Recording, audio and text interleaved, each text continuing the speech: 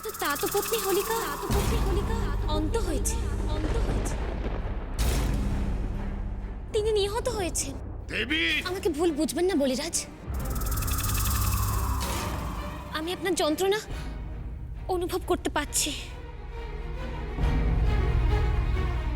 আপনার তাতো পত্নী হোলিকা আমারও অতি পরিচিত,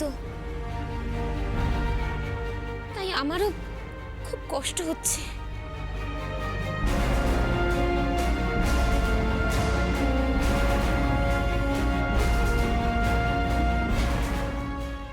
অন্যায়ভাবে, ভীষণ অন্যায়ভাবে মায়াবল প্রয়োগ করে দেবতারা হোলিকাকে দহন করেছে।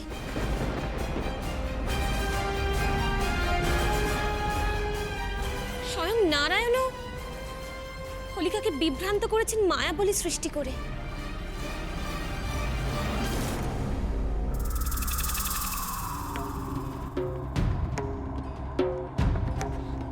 বলিরাজ, দেবতাদের এত অন্যায় আপনি কেন সহ্য করছেন?